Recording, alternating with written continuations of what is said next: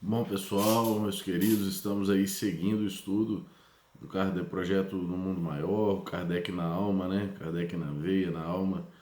Estamos estudando aqui a Revista Espírita, o artigo 3 do ano de 1858, a edição de janeiro, intitulada Resposta dos Espíritos a algumas perguntas.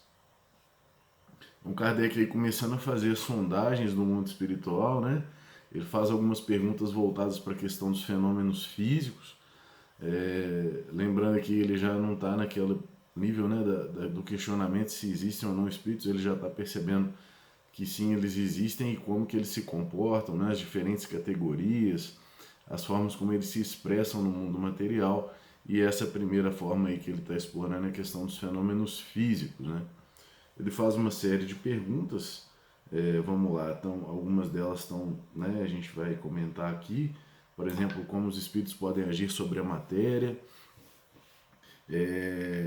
se os espíritos que produzem efeitos físicos são de alguma categoria específica, como provar que esses efeitos não são devidos aos homens e sim aos espíritos, se todos os espíritos são capazes de dar manifestações inteligentes e também se todos os espíritos estão aptos a compreender as perguntas que lhes são colocadas, né? Basicamente, o Kardec vai se instruir com as respostas dos espíritos e eles vão dizer que basicamente os espíritos superiores eles não ficam se manifestando através de efeitos físicos, que isso em geral são feitos por espíritos de uma condição moral, intelectual menor, né, mas que eles são úteis, esses fenômenos, assim como na sociedade existem estratificações no sentido das funções, eles vão fazer essa analogia, né? Não é dizendo que pessoas que têm funções mais materiais são mais ou menos importantes nesse sentido, mas é só uma analogia de classes, né? E ele fala também que existem diferentes categorias de espíritos e por isso muitas vezes perguntas, se você pegar um grupo de cientistas especialistas numa área da física, por exemplo, e for fazer uma reunião mediúnica, se os espíritos lá não forem físicos, várias perguntas que os físicos vão fazer, os espíritos não vão saber responder, né? Porque eles não têm aquela erudição dos espíritos que estão encarnados, né? Então é importante ter essa clareza e o Kardec sinaliza mais uma vez a importância da prevenção em relação aos conteúdos, e é esse fragmento que a gente queria destacar aqui. Ele fala: quem quer que deseje conhecer os costumes de um povo deve estudá-lo desde a base até o cume da escala. Ver somente uma classe é dele fazer uma ideia falsa, pois se julga o todo pela parte.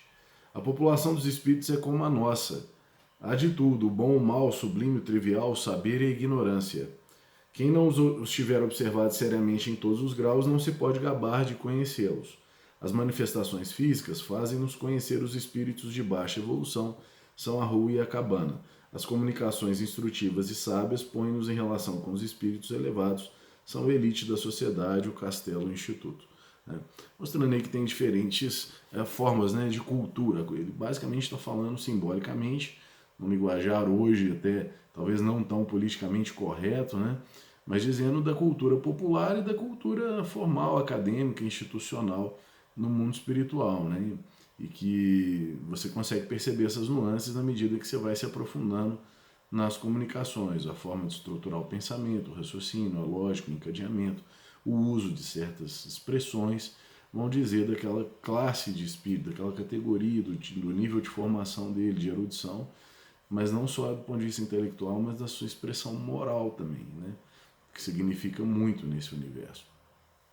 Então fica aí o convite para você ler o artigo 3 da Revista Espírita, de janeiro de 1858. Sigamos com os nossos estudos. Forte abraço e até semana que vem.